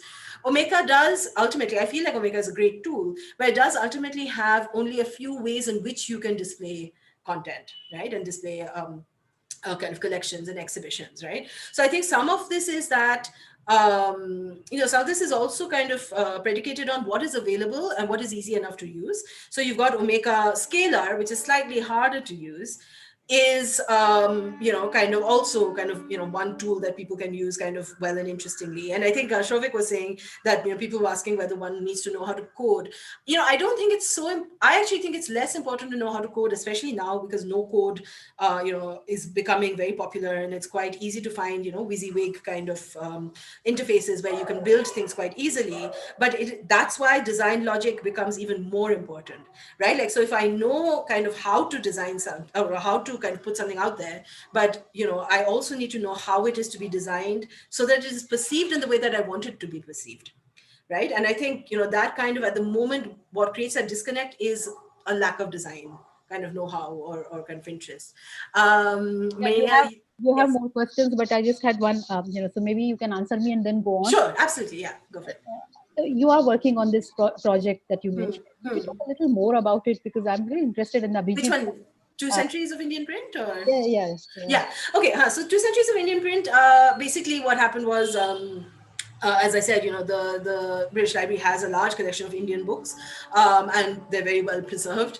And so we have a collection of Bengali books from 1778 to 1914, which have been digitized. Now, the problem with the project has actually been, we got the money in 2015, and it's very interesting to see how, kind of how technological advancement actually kind of can make or break a project like this. So what we realized rather soon was that, because these are early printed books, so there's a lot of kind of bleed through of text, like you can see, you might be able to see the text through the other side.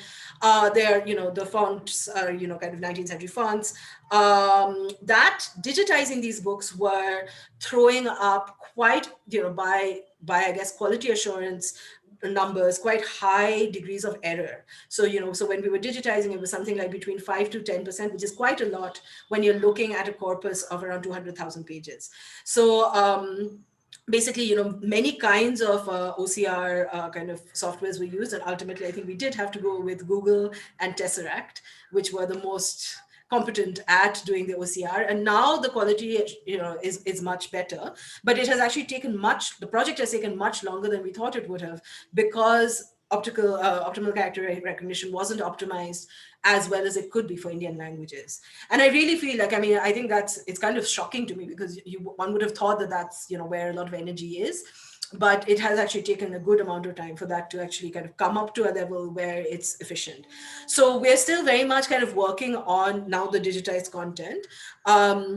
We have ambitions to kind of visual, because one thing that's very interesting about this collection is that majority of books in the collection are not fiction. So they are kind of ephemera, they're almanacs, they're cookbooks, there's geography, erotica. Like, it's a very mixed kind of, because these are not books, these are pamphlets that were bound together. Right. So, children's books as well. There's a lot of kind of really interesting kind of wood print illustrations as well. So what we want to do is to kind of, slice the collections in as many ways as we can, and kind of create smaller projects out of those, because, there are so many kind of young people who are doing really interesting work in DH, and they're looking for projects. So we kind of want students to kind of take charge of this corpus now that it's available, and, kind of create something around those. Like, so for example, somebody whose PhD I examined, he was working on eschatological literature that was very kind of in the 19th century. There was a lot of literature that was coming out, which was around, they didn't think of it as such, but around climate change and the end of the world. And so there was a lot of these kind of ephemeral texts that talk about this a lot, and that was his PhD project. So what we're really hoping is that younger scholars will take this corpus and kind of create digital humanities resources around them, but also maybe do more research. It would be really fantastic if they can kind of also cross-pollinate that with other sources, or even other literature being produced in other languages at the same time. It'd be really interesting to compare even, kind of say something that's being produced in the South and, something that's being produced in Bengal, for example. So I think there's a lot of potential to the collection. I feel like because we had so many kind of hiccups along the way in terms of technology that we haven't done as much with it as we would have liked to. But there's still a lot of ambition to do a lot more visualization of the collection. So yeah.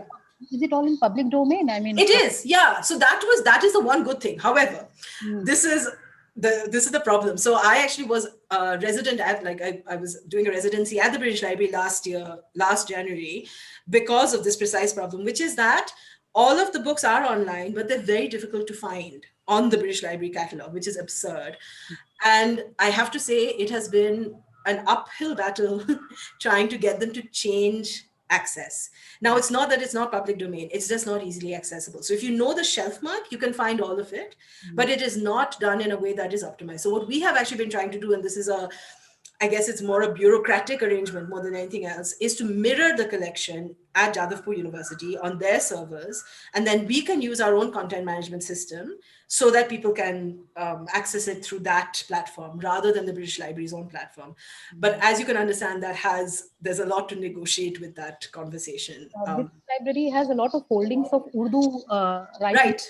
Yes. So has anything been done about that? I mean, I don't know. So, I mean, Noor, I think, has done kind of bits and pieces, but there's not been a mass digitization project as far as I know. Not Indian Urdu work. Yeah. Not as far as I know. Many writers, letters. Yeah. No, I think, unfortunately, ridiculous. Brexit actually created a huge problem. Right, in terms of, because it's a government institution, so I happened to be there when Brexit hit. So it was like a month of just kind of, hitting our heads against, a brick wall, because nothing was moving because of, the situation. So, and because it's a national institution. So I think, unfortunately, there's a lot of these kind of, real world kind of, issues that get in the way when it's an international project. There's a lot kind of that needs to be done by way of, clearing permissions and, for them to be happy with us to mirror the collection. So a lot of stuff that needs to be ironed out. How did you manage to get Jadavpur on board? I mean, Urdu books. So how do we do that? so unfortunately, the same thing will not work because so there's a very good reason. So basically, Abhijit Gupta, who's the co-investigator, he is instrumental to the project because he compiled and he's the only person in the world to have done this, compiled a short title catalog of all extant Bengali books. Yes, I have seen that. Yeah. So it's only because we had that catalog we could do this work.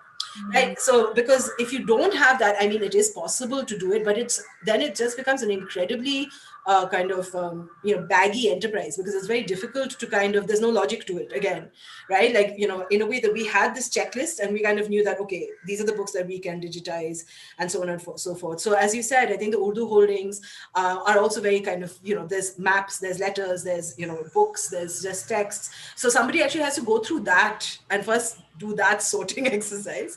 And then, but a lot of this, as I said, a lot of this is political. It's also, who is willing to fund what, right? Like, when we got the funding for this, there was a push for Sanskrit as well, unsurprisingly, right? And, it was only because this project was ready to go, like up and running, that that we got the funding for it. Because I had been like working on a proposal for this since 2011 or something absurd like that, right? So it took 4 years to even get it. So it's, I think we just kind of forget that these things are actually a lot of hard work just in terms of like grunt work, more than just doing the academic research. So yeah.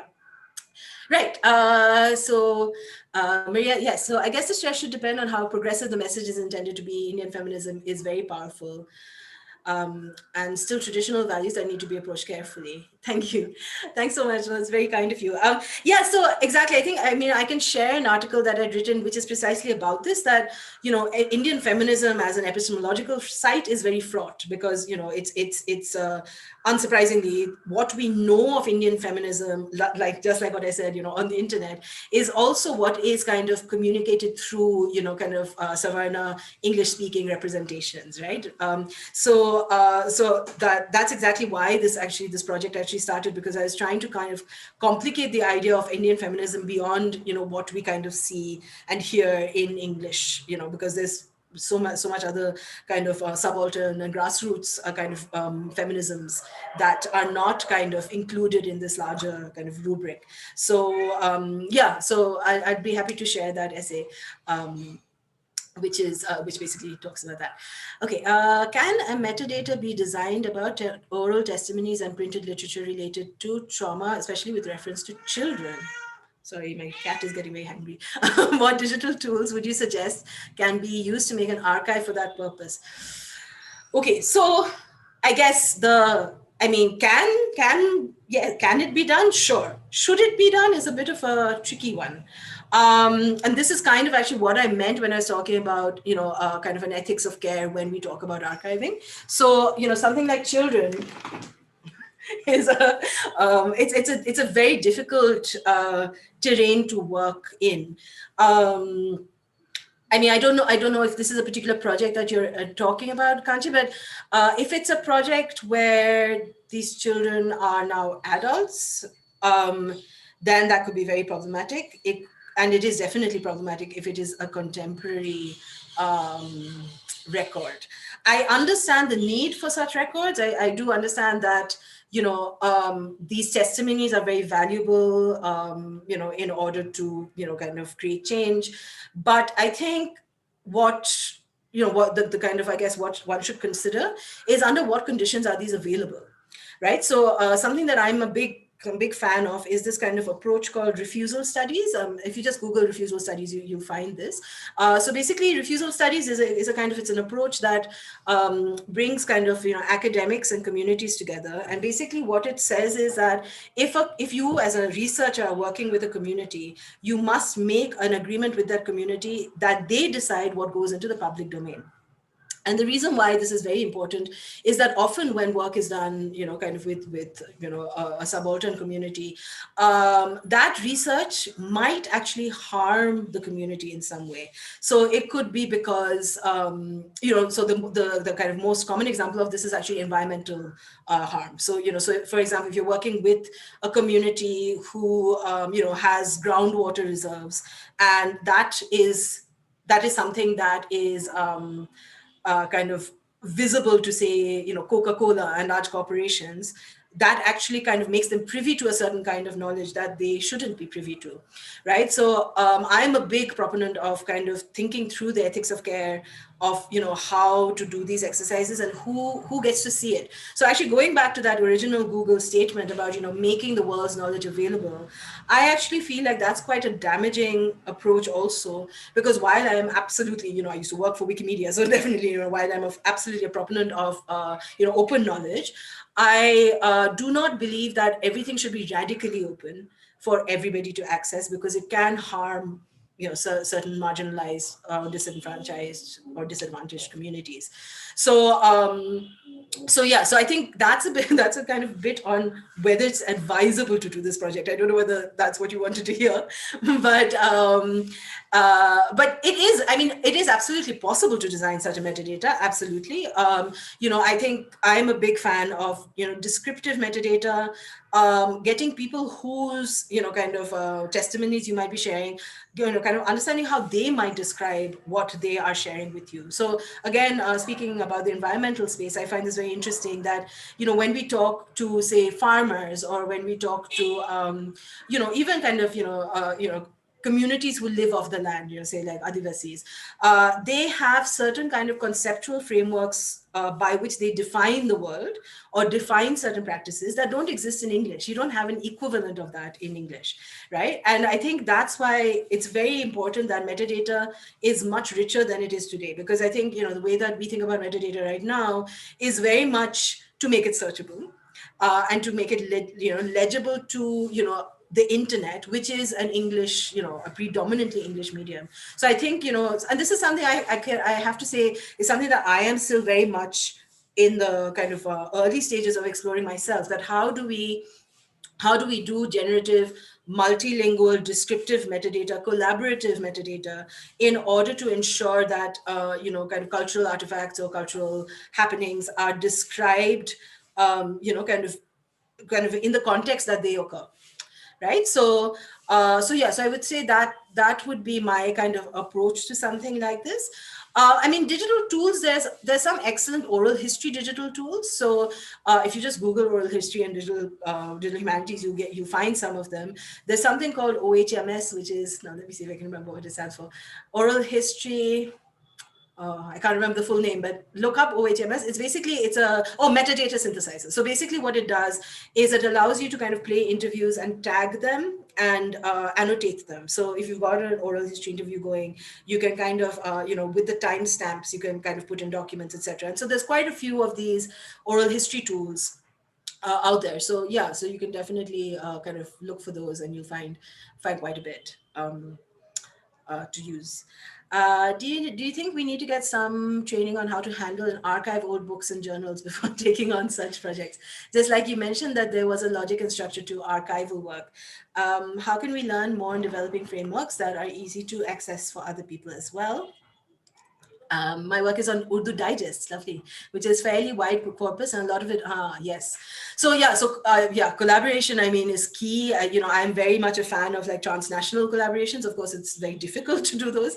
But I think, just given the nature of the shared history, I mean, it just makes a lot of sense to have collaborative projects.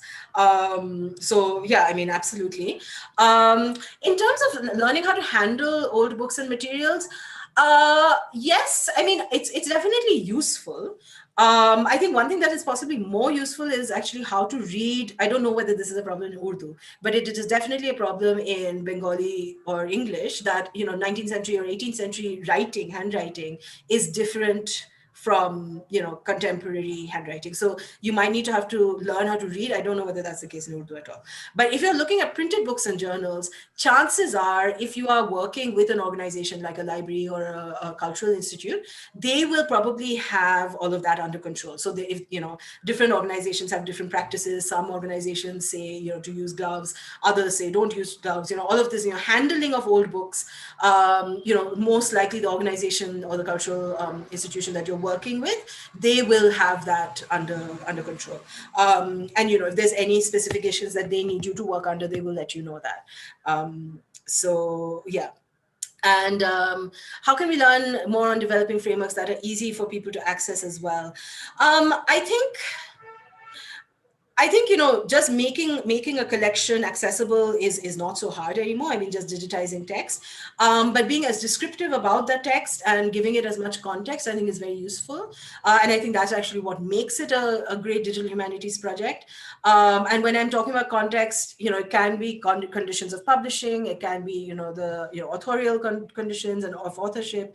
It can be kind of what it means in terms of so if it's like something cross-border, what implications does it have? So I think basically kind of making an artifact as legible as possible in as many ways. I think can make it very kind of useful and interesting to people. I mean, of course, there's the other accessibility, which is about disability, which is kind of describing materials as well. And I think I have been guilty of this. We don't do enough of that in the digital humanities, which is actually describing objects so that people who are using kind of text-to-speech readers, etc., because of visual impairment, they can see those images. So there's also that accessibility that should be taken care of. There's actually now increasingly, there's actually kind of applications and softwares that you can get, like plugins that actually make your websites and projects accessible. So you can also look into that. But yeah, I think that's all I can really advise. But as Thank you so much. said, Thank you. yeah, please email if any questions. I'm happy to help. We will need you. I would definitely. We are going to bother you. No problem. Yes. Happy to help. Kashish. So that brings us to the end of this first session, which is very exciting. Thank you so much, Dr. Murray, because all the suggestions that you gave, all the knowledge that you shared with us, the projects that you worked on, it really helped, because a lot of us are at a very nascent stage of planning our own projects. So it will be extremely helpful. Like all the advice that you've given, we'll try and think in terms of design more, especially in the way that it's really getting incorporated in our own projects, and how it's really working with the socio-political realities of our time. So thank you so much for that wonderful session. I thank each and every one for joining us. We'll be coming back for keyword presentations at 6:30 Indian Standard Time. That is almost 1 hour or 20 minutes from now. So thank you so much. Thank you, Professor Zaidi. Thank you, everyone. Thank you. Thanks for having me. And thanks for the questions. Some really amazing questions. So yeah, please keep them coming. Just drop me a line. Yeah, we have so many more, but time is going, so We'll do another time, I promise. Thanks, Maria, for joining. Yes, thank you, Maria. Yeah. Thank you.